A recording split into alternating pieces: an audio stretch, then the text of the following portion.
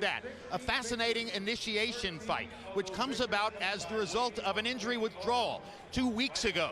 Unbeaten Russian Habib Alakberdiev came down with a bad elbow. He was supposed to fight hard-punching Breidis Prescott of Colombia. Terence Crawford, who was scheduled to be in another fight on the undercard, moves up for the biggest test in his developing career. Some people think Prescott is too experienced. Some people think Crawford is just too good. We'll get the answer in a moment. And the tail of the tape for Terence Crawford and Breidis Prescott. You see the 4-year age advantage for Crawford, but Prescott is vastly more experienced, as I mentioned, having fought opponents like Kevin Mitchell, Amir Khan, whom he knocked out in 54 seconds, Mike Alvarado, Paul McCloskey. Crawford hasn't seen anybody like that. A 3-inch height advantage for Prescott. An arm length advantage of 1.5 inches measured from the armpit to the end of the fist for Crawford. They weighed in at or within a half pound of the 140-pound limit. Tonight, Crawford has rehydrated up to 150. Prescott, with his longer body, is up to 157. Now let's go to Michael Buffer in the ring for the official introductions. Ladies and gentlemen, good evening and welcome to the Mandalay Bay Resort Casino here in Las Vegas, Nevada, USA, where tonight, Top Rank Incorporated is proud to present a special night of HBO boxing after dark. It's blood, guts, and glory at 140 pounds. Sponsored by Tecate Cerveza con Carácter. These bouts are sanctioned by the Nevada State Athletic Commission. First fight, presented in association with Warriors Boxing. At ringside, the 3 judges scoring will be Bert Clements, Don Trella, and Glenn Trowbridge. And inside the ring, in charge of the action at the bell, referee Vic Draculich.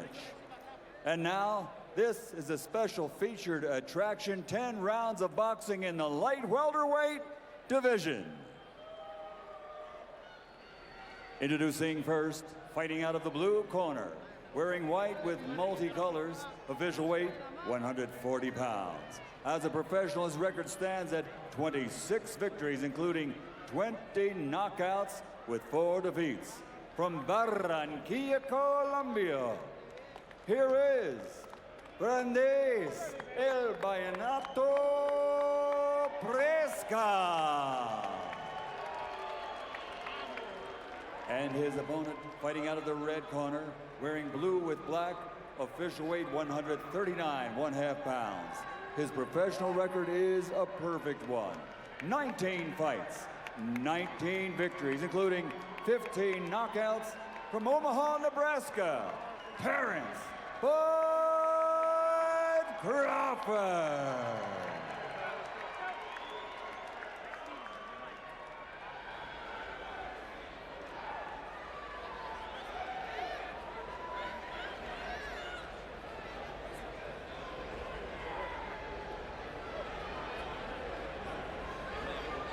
Turn the ring.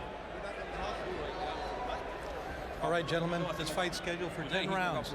You received your instruction in the dressing room. Again, I want to caution you. Any punch below this area will be called low. Golpes debajo de este punto será llamado bajo. That said, I want you to obey my commands, protect yourselves at all times. Obedezca mis comandos y protegerse a su mismo siempre. Touch them up now. Good luck to both of you. Tóquenlos. Buena suerte a ambos.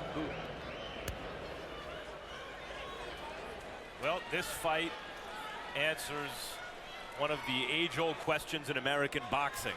Is the fighter from the middle of the country, Terence Crawford, who's been built up and is undefeated, is he real? Because Prescott is a world traveler and a real tough guy, and he's real. And the reference to the middle of the country, Crawford is from Omaha, Nebraska. That area of the country is not noted for having produced great prize fighters over the years. Instead, for having produced built or ready-made opponents for guys who are on the way up and looking for lighter opposition. But Crawford is regarded as special. Certainly he was as an amateur. He was first alternate for the United States Olympic team in 2008. 19-0 as a professional so far with 15 knockouts. But just to reiterate, hasn't faced anybody with the kind of dossier or quality that Breidis Prescott has demonstrated in the ring. Yet still he has to have a lot of credit given to him, though, because he actually is a 135-pounder, He stepped up to 140 to take this fight, and he stepped up against a very unique 140-pound fighter who has much more experience than himself. So you have to give him credit on that alone. Stepping up, Roy, with only 2 weeks' notice and moving from a 135-pound fight to a 140-pound fight. Weighs in at 139.5, indicating he mastered the weight in a relatively short period of time. But could there be a dark cloud there? Could be a dark cloud there, but he didn't master the weight at a short period of time. It shows you that he is a full, legitimate 135-pounder, because even if he had weighed in at 135, he still probably would have come to the ring at about 150. As you see, Prescott, who weighed in at 40, who's a normal 40-pounder, came in at 157. Yeah, so that's where the extra weight probably came from. But his experience as an amateur is really doing him well in this first round, Crawford, and I think that that experience may lead him to a good situation tonight. Mike Alvarado fans will remember Prescott for his all-out war with Alvarado on the undercard of a big pay-per-view here in Vegas more than a year ago. Prescott threw a dangerous right hand, and Crawford's got there first. Crawford definitely will be in the fight early because he's a good, sharp, young amateur fighter, well, a fighter who was a good amateur fighter. So to be a good amateur fighter, you had to be really good early, and he's very good early. Now, to see how can he sustain it is what will yet to be answered tonight. The style scouting book going in anticipates that Crawford is a pure boxer puncher with counter-punching skills. Breidis Prescott, more of a power puncher, though also a boxer puncher, loves his long jab, with which he bedeviled Alvarado early in the fight, but maybe not with the same counter-punching instincts that Crawford has. No, he's not the counter-puncher Crawford is, and he's not as sharp of a counter-puncher as Crawford is. Crawford is very polished, coming from that great amateur background. So the question here tonight would be, how long can Crawford carry this, and how long can he keep Prescott off of him?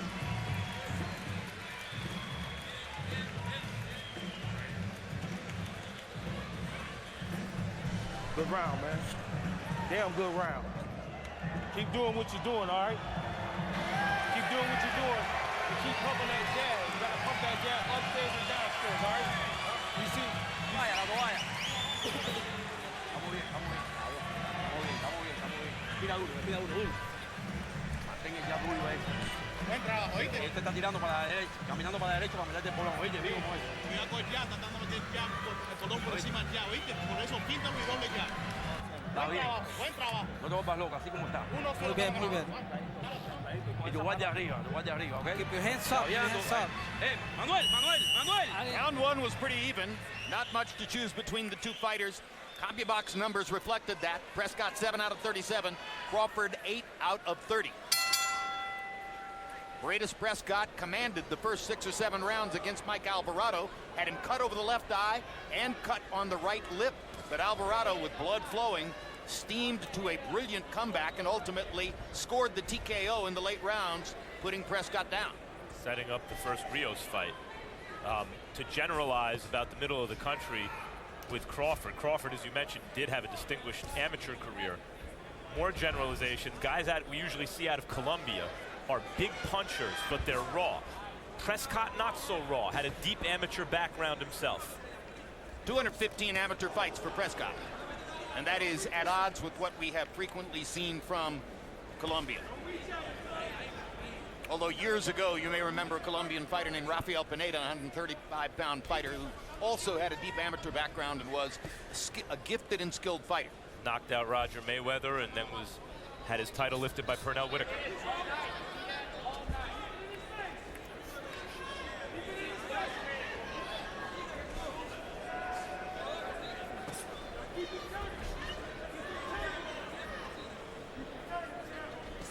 The one thing that Crawford is doing really smart here is he's giving Prescott a lot of lateral movement. He's going left and right, not allowing Prescott to set up and throw that bomb, because he knows that, like you said, Max, most Colombian fighters are really good punchers. So he's not allowing Prescott to have a chance to set up and throw that one bomb at him. Likes to drop the right hand behind his long jab. Also very good with the left hook, which is the punch with which he knocked Amir Khan down twice in 54 seconds when he fought Khan. Never did get a rematch against Amir. And that side-to-side movement, in addition to warding off, now you see Crawford switching southpaw, something that he will do frequently in the fight, or at least he has in past encounters.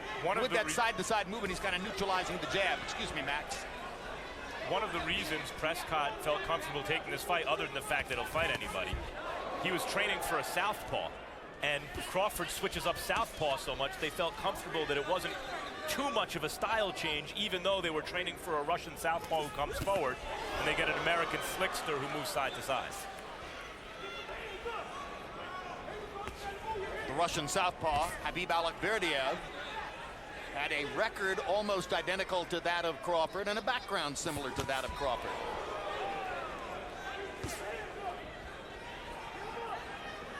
Crawford looking very impressive here at his southpaw stance.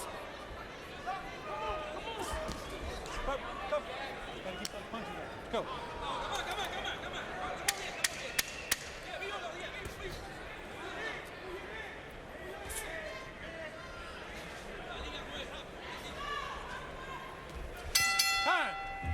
Well, certainly no case of nerves for Crawford in his first big show. Very relaxed in there. Immediately following our show tonight, it's Road to Donaire Rigondeaux, taking a look at both men as they prepare for their matchup on April 13 at Radio City Music Hall. 2 weeks later from Argentina, hometown hero Sergio Martinez defends his middleweight world crown against undefeated Englishman Martin Murray. Also that night, a heavyweight battle in California between Chris Arreola and big punching Bermain Stiverne. This morning, their press conference announcing the fight was held here at the Mandalay Bay.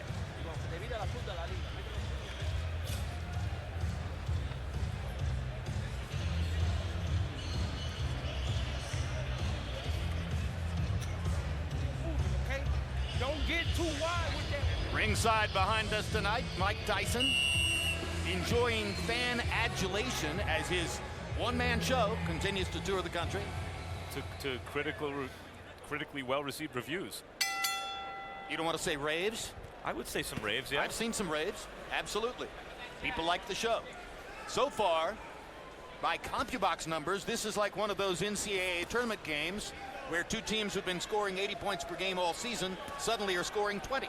Prescott 5 out of 37 in the second round. Crawford 7 out of 29. That's a slow pace for two fighters who have shown offense in the past. Well, Crawford, that's a good thing for, because he hasn't been known to go. I think this may be his first 10-round scheduled fight. It is indeed. So with him, he want to keep it as slow paced as he can so that he remains comfortable. Whereas with the other guy, he's a little bit more comfortable later as the fight goes. One of the keys, I think, was Crawford got Prescott's respect in the first round. It's a slow pace, and that's partly to do with the fact that though slick, Crawford has some punching power. Yes, he's slick, and he does have good punching power. Dropped in a right hand that seemed to get Prescott's respect in round one. Crawford seemingly increasingly comfortable here in the southpaw stance. Stays with it from the beginning of this round. Watch all of them. Watch your heads, too. So for the moment, Breidis Prescott is fighting a southpaw. Well, now having neutralized some of Prescott's natural aggression, the key for Crawford is not to make mistakes. And in a moment of recognition, Prescott leads with a straight right hand and lands it down the pipe against Crawford in that southpaw stance. And Crawford took it pretty good, so I'm still a little bit amazed. And there's a straight left hand for Crawford. Perfect antidote to the straight right hand that Breidis Prescott landed. Crawford showing very impressive boxing skills here. And very impressive defense, I must add.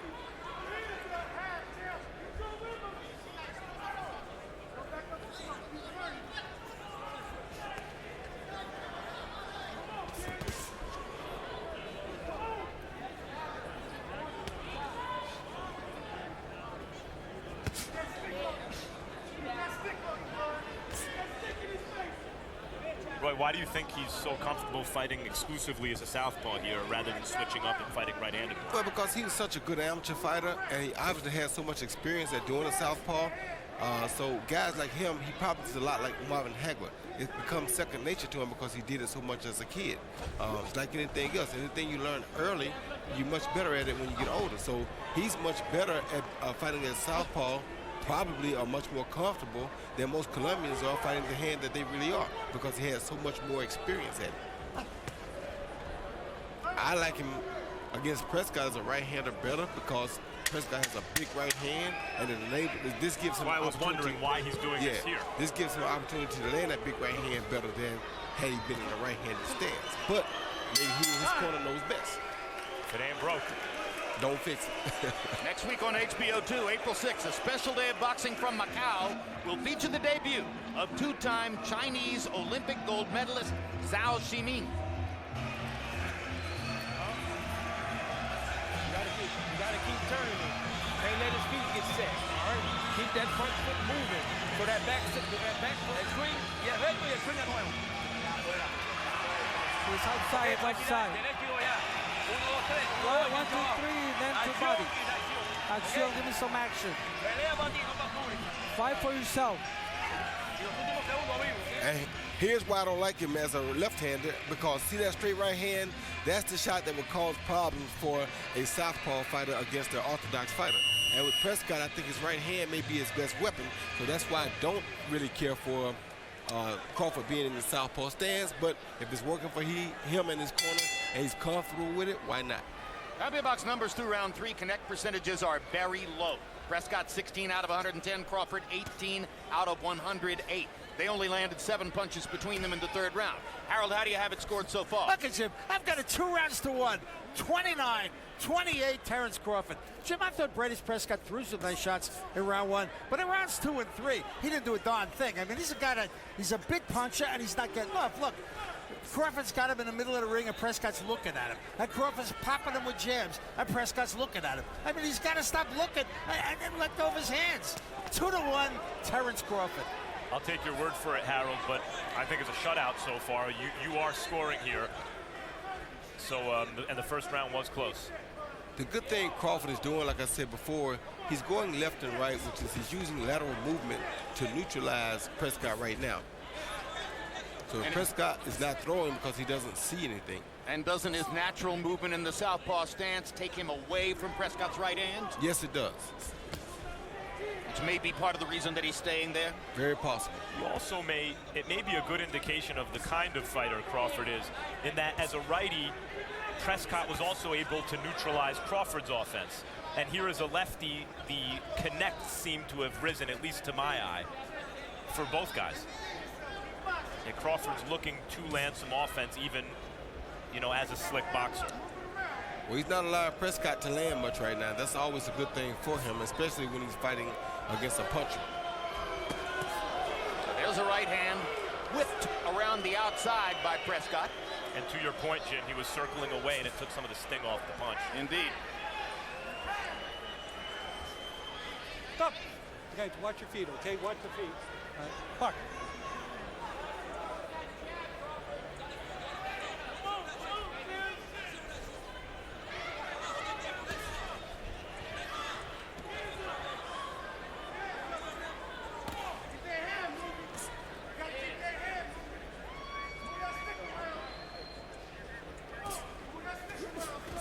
Crawford here attempting to pull off a difficult, dangerous style at the highest level, or at a very high level, which is, you don't see a lot of clinches. There you saw one. He's staying more or less in punching range against a puncher and trying to outbox him on a dime. Difficult to pull off, but highly effective if you can do it. Yeah, and so far, he's doing all right. He's doing a good job of it. I think his jab is enabling him to do such a good job at it, because that jab is keeping Brandon Prescott's hands at home. Right there. Beautiful jab.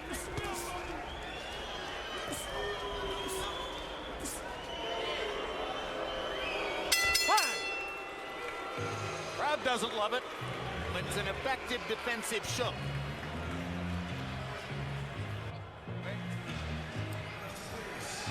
Boxing fan Juan Manuel Marquez seated at ringside with top-ranked boxing president Todd DeBuff as they discuss the action in this fight. Three punches.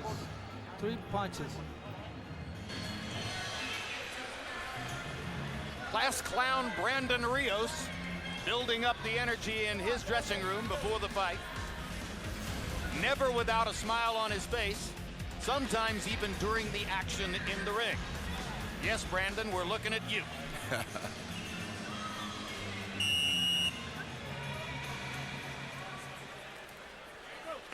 Combi box numbers on jabs through the fourth round. Prescott 12 out of 96, Crawford 15 of 107. It has been a jabbing contest. Prescott landed 6 of 29 jabs in the fourth round. Yeah, the Rios Alvarado crowd, maybe not the best to unveil this kind of style. Right, last thing they came to see. If it was Mayweather or a Hopkins or a pure boxer in the main event, maybe they'd appreciate it a little bit more. But I don't find it, it's obviously not action-packed, but it's for the purists, but it's pretty to watch, I think. I think it's beautiful to watch. Crawford is doing some really good boxing, doing a good job of neutralizing a much bigger guy, probably a much more powerful guy, but you know, Crawford's showing you some excellent boxing skills. Well, the nature of the fight is limiting Prescott's power. He did stick Crawford with a right hand here a moment ago, but at this point you can almost feel Prescott trying to shorten up his punches and land something. There's a really good left hand over the top by Terence Crawford there as Prescott tried to step in. And he's doing this against not only a junior welterweight when he's really a lightweight, but a big, tall junior welterweight with a real punch. So he has to be extra careful here in his first step-up fight on HBO. You get the impression that Prescott is going to have to hope that Crawford's clock will wind down in the later rounds. And I don't think that's going to happen. He has to hope that Crawford makes a mistake and his head is in the wrong place at the wrong time.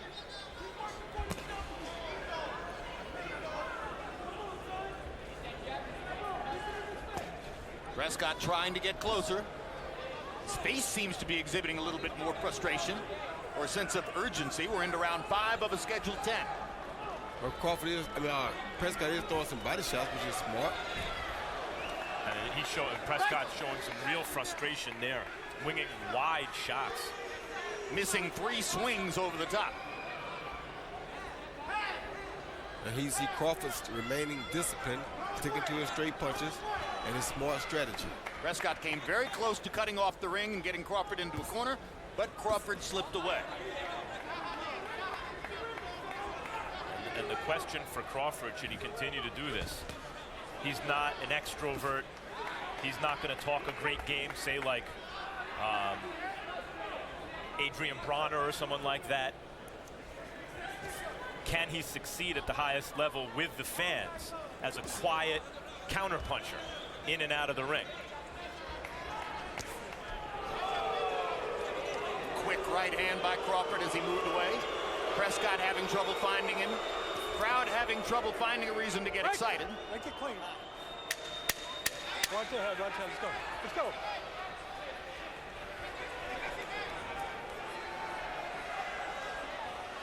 Prescott got some blood on his face from the cut.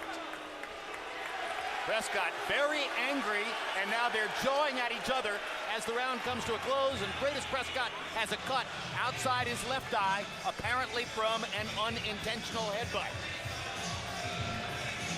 Next on HBO, it's the Road to Donaire Rigondeaux, taking a look at both men as they prepare to meet April 13, live from Radio City Music Hall in New York City.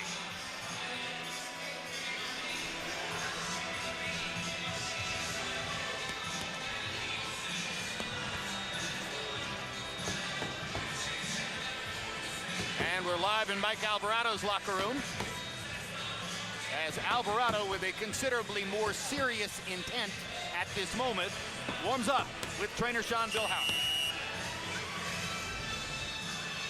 Here you see the headbutt, accidental collision of heads.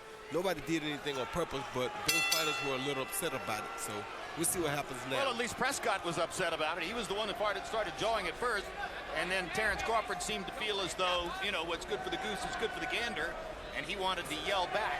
So they both got in a few words as they went back to their corners, but now Prescott has that cut outside the left eye, and Nevada State Athletic Commission Executive Director Keith Kaiser did hold up a card to inform everyone at ringside it was the result of an accidental butt. Well, we'll see how Crawford responds to an infuriated Prescott here, but I liked what I saw out of him after the headbutt. Prescott complained, told him to shut up.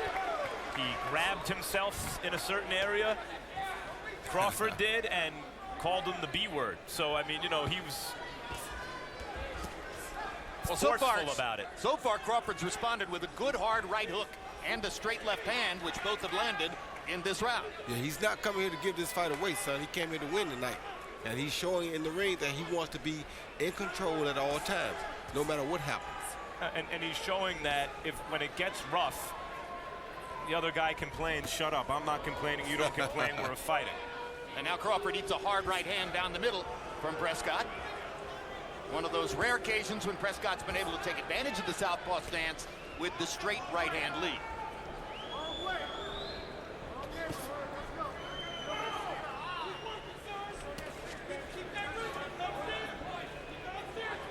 And Crawford is very impressive here as a southpaw to me. Looks just as natural left-handed as he does right-handed. Gotta love that. Well, we've seen him almost exclusively as a southpaw. That's what I said. Oh, good shot. Good exchange. Great left hand shot by Crawford. This has been a brilliant counter-punching round for Crawford as he switches back into a conventional stance. He's waiting for Prescott to make a move, popping him with the counter shot, and then getting his feet moving before Breidis can fire back.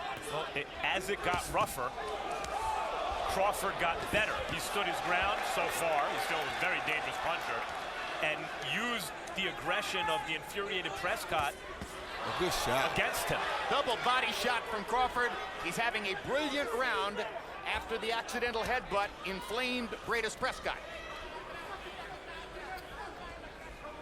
And the left and right movement from Crawford is just not allowing Prescott to get off much tonight. Big difference in accuracy between the two fighters in this round.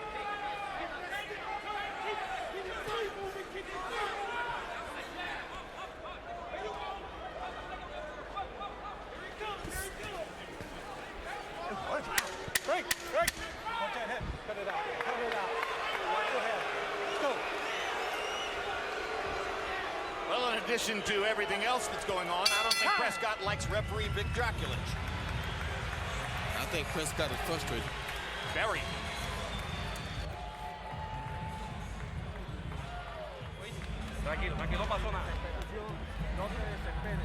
Don't get careless. You gotta throw punches. Don't let him come first. You be first. You gotta be first. There's nothing going. There's nothing going. We're winning. We're winning. Come on.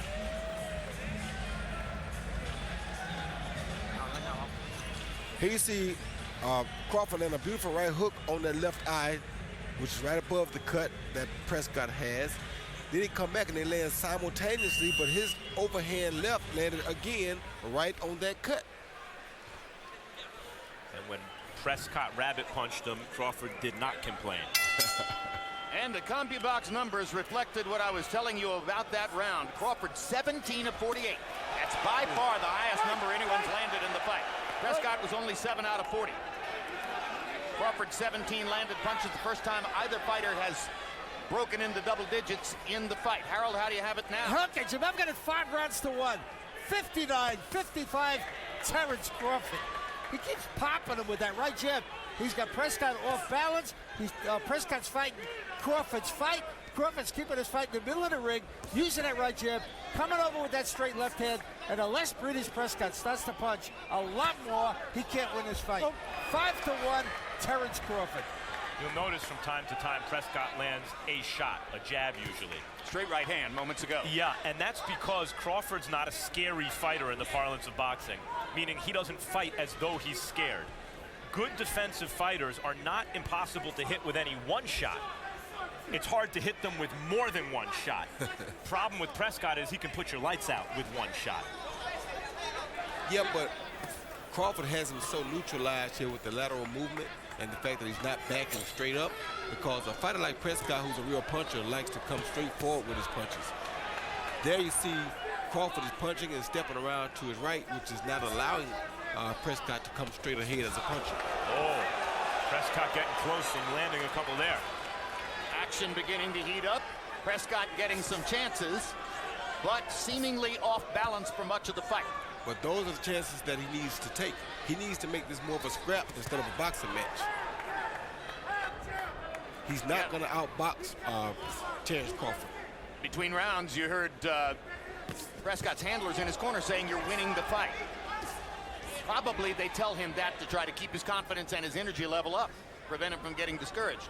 He's not winning the fight, so it would appear to us.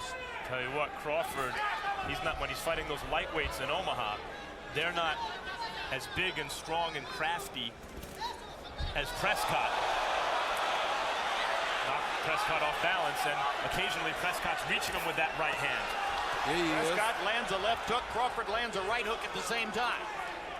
Crawford has a real heart, I'll tell you that. Crawford giving as good as he's getting, and much slicker than the wild swinging Breidis Prescott as these rounds go forward. He's got a fighter's temperament, as trainer and broadcaster Teddy Atlas would say. A fighter's temperament, Crawford, even though it's in the body of a slick boxer. He has a toughness about him.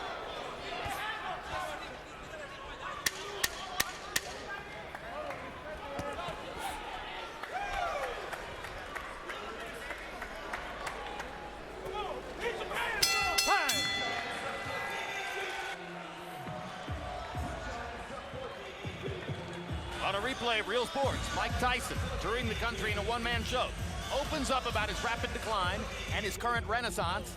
And congratulations to Real Sports on winning the prestigious Peabody Award this past week.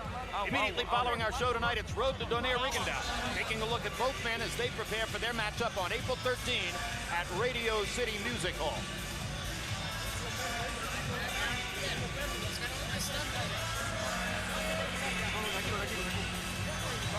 Don't get into no motherfucking glove match with this bitch. Timothy Bradley at ringside, basking in the glow of his dramatic win over Ruslan Provodnikov 2 weeks ago, which at least in the eyes of fans here in this hotel for the weekend seems to have changed Bradley's image and relationship to the boxing cult. Everyone won that night. The fans, Provodnikov, and most of all Bradley.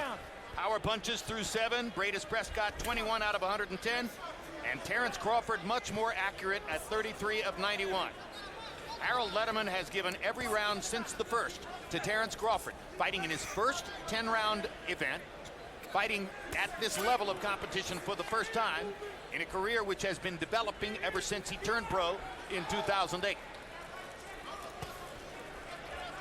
Terence Crawford from Omaha, Nebraska, trying to defy the boxing stereotype that great fighters can't come from that part of the country. Well, he's defied that already, Jim, because he got all the way to the Olympic alternate, which says a lot for him. But to see the things that he's doing with a much bigger and much more experienced opponent here tonight says a lot for Terence Crawford. He's really making a statement here to me, and I definitely like to see him in against some more experienced, bigger named 135-pounders. Yeah, with 35, who has anything for him if he can continue like this, but there is still 3 more rounds to go, 2.5 more rounds to go, and he's in with a guy who can put your lights out. True, and there's also a guy at 35 now named Adrian Bronner, so that's not bad. No, but it looks like he's moving up. Yeah, for the moment. Well, if he's fighting Paulie Malignaggi at 147 pounds, hard to imagine that he's coming back to 135 anytime soon. Although conceivably, that weigh station at 140 may beckon. Crawford fighting here in a 140-pound fight. Says that he can go back to 135, or he can stay at 140, depending on how this feels to him. So far, I like the 140. Or he can go to 147. I mean, he's 150 right now. And one small factor in that, Roy, he has the biggest hands I've ever seen on a 135 or 140-pound fighter. And those big hands will help him if he moves up to welterweight. Most definitely. Well, let's see him. You know, he's a natural lightweight. He wants to campaign down there. He's still in with a dangerous guy who can knock you out with one punch. But if he continues this, he's putting on the kind of show here where you imagine it wouldn't be easy for anyone. He's getting a little more comfortable with his offense, a little bit more willing to trade with Prescott, and that makes it a little bit more dangerous as these late rounds progress. Most definitely, Jim, but as long as he uses that jab and stays away like he's doing, it's going to be very difficult for Prescott to catch him. Not that he won't, but it's going to be very difficult.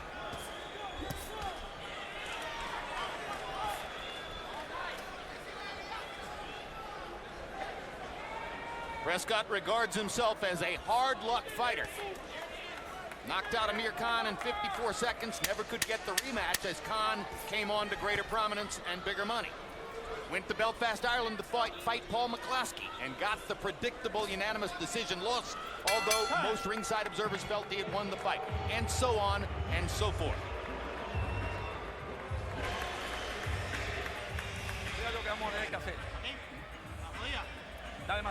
Give us a massage. Give him a massage. Give him a massage.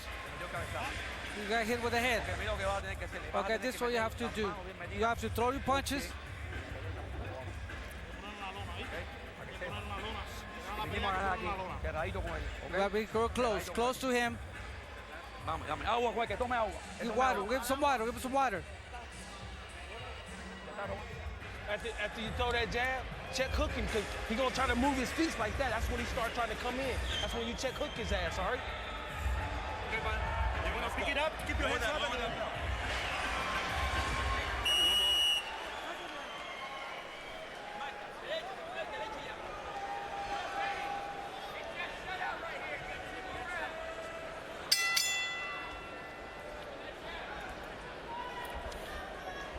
Boundary box averages through 8 rounds. Crawford 10 out of 40 per round.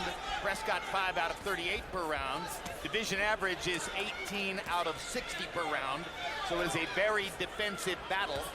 Breidis Prescott is not a defensive fighter. He's an offensive fighter. This is not the kind of fight he wanted. He's also, good right Hard hand. right hand by Prescott. Prescott's also the kind of guy, you know, it's easy for a fighter to look good if he's carefully matched, as Crawford's been so far.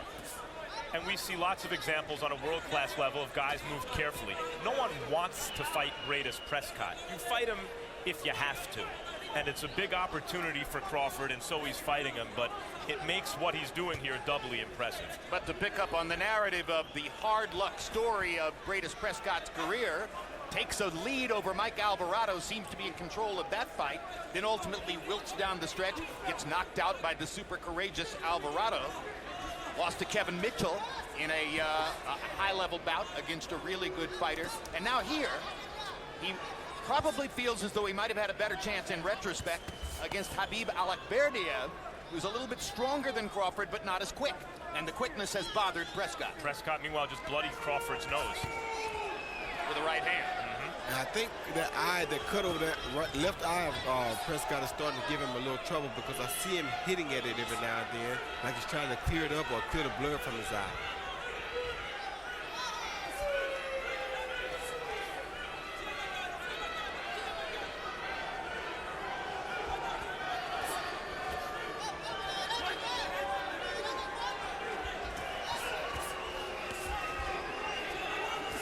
That's a great jab from Crawford.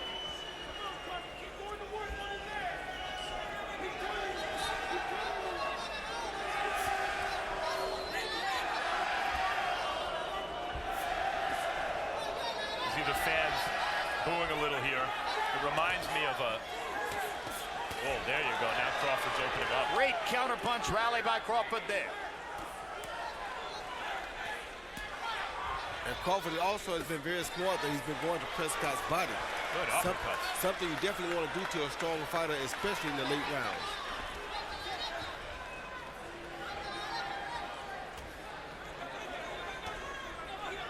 If you watch MMA, sometimes they'll be rolling around on the ground, it looks like, to a casual observer, and there's not enough action, but they're actually doing a lot of subtle things, jockeying for position, so they can open up big things. And that's what Crawford did this round. It's the equivalent of grappling. He did a lot of little things that opened up some big things later in the round that the fans didn't appreciate. Next on HBO, it's the road to Donaire Rigondeaux, taking a look at both men as they prepare to meet April 13, live from Radio City Music Hall in New York City.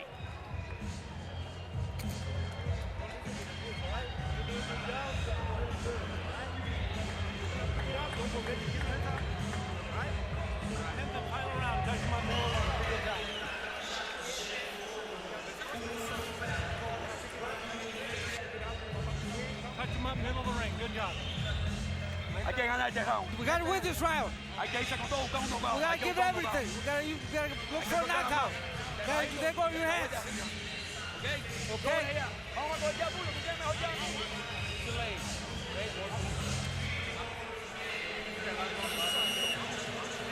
CompuBox numbers entering the last round very much in Crawford's favor. 99 out of 384. Prescott 58 out of 355. You saw at the bottom of the screen Nonito Donaire's tweet comparing Terence Crawford to Pernell Whitaker. I wonder if he'd make the comparison if Crawford had stayed in his conventional stance, but he's gone most of the way in that southpaw stance. Harold, how do you have it coming to the 10th? Okay, Jim, I got to tell you, I am really disappointed in Breidis Prescott. I got an 89-82, 8 rounds to 1, Terence Crawford.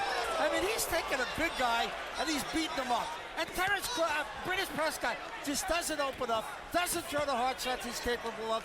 You know, he'll probably call me up tomorrow and tell me I'm a lousy judge. But even still, I don't think Breidis Prescott is fighting a good fight. I think Terence Crawford is fighting a tremendous fight. 8-1 Crawford. Prescott came very close to putting his glove on the canvas, which would have given Crawford credit for a knockdown. Well, Prescott's corner told him the truth this round, at least. They told him he's losing and he needs a knockout to win. So somebody figured out Body something. shots by Crawford. Crawford could be taking it easy here and cruising to victory, but he wants to hurt his guy. He's trying to get him out of there, son, especially with those body shots. That could be dangerous, but he's definitely going in the right direction. I wonder if Crawford has been tempted into taking this chance by the boos that he heard at the end of the last round. Well, where he does remind me of Whitaker, other than the obvious ways, as Donaire points out, is he'll hit you in the face with his head and tell you to shut up. I mean, he's a tough guy. Yep, that's right. A quiet, tough guy, although he is talking in there. But what a show for Terence Crawford. He's combined movement, fluidity, tremendous awareness, the ability to fight from two different stances, great counter-punching skill to thoroughly dominate Breidis Prescott, at least from our perspective. Definitely throwing a new name into that 140, 147-pound mix. 135-pound mix. Well, there's no names there anyway since which card is gone, since Adrian Broner is gone. How would you like to see Broner and Crawford one day? I'd love to see it. Not one day, right after this fight with... Later tonight? Yeah, Thursday, yeah. Wednesday. That's right. Well, he's still got 40 seconds with a dangerous puncher. Stranger things have happened. Yeah, it has. Crawford with a big grin on his face, showboating just a little now.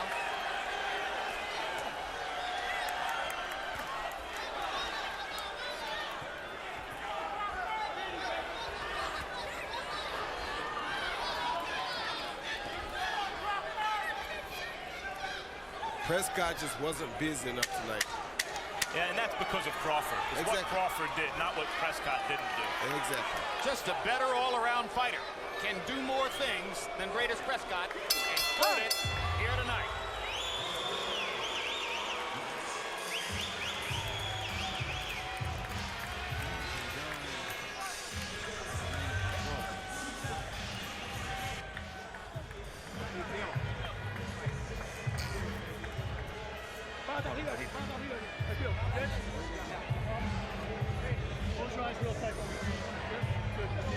Well, there's the final Harold Letterman card on the fight.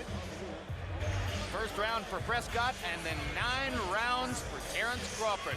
And Harold, lead us through the 3 official judges who will score the fight. Absolutely, Jim.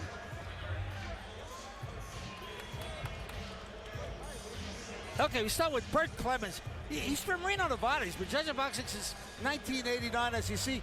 He had Pacquiao Juan Marquez a draw, which I thought was a decent score.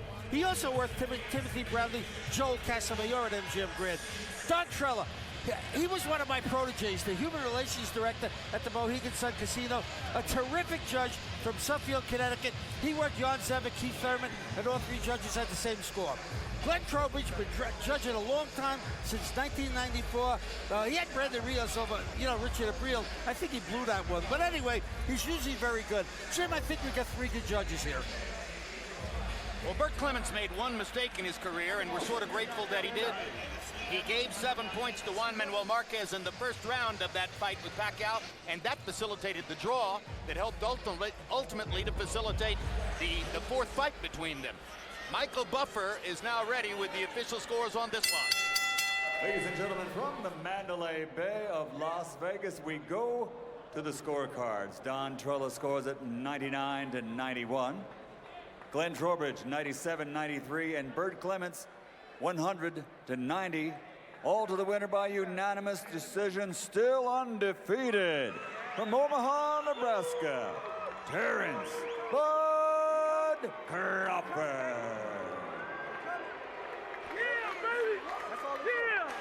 So it's a big win for Terence Crawford. Stepping up in class. Originally, he was to fight on the undercard. Got this opportunity because Habib Alakberdiev came down with a bad elbow within the past 2 weeks. Crawford seized the opportunity. His manager, Cameron Duncan, was kind of nervous about it, but at the end of the day, no big reason for the nerves, as Crawford was statistically dominant in CompuBox numbers, as well as dominant on all 3 scorecards. And here are the numbers for the fight. You can see that Crawford landed 48 more punches, threw 29 more punches, landed at a significantly higher connect percentage, was more and more offensively effective as the fight went on. Total jabs, landed 20 more, threw 68 more, landed at a slightly higher percentage.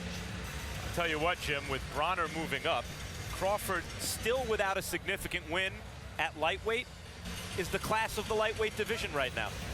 Which is a relatively weak division. And, but that, you know, those things change cyclically from time to time. Here's the punch zone graphic that shows you the punches which landed on Crawford, and he was able to limit the number of times that Prescott, with the big right and left hand, could get to his chin, while at the same time he was landing repeatedly, and most particularly the 67 shots to the left side of Breidis Prescott's head.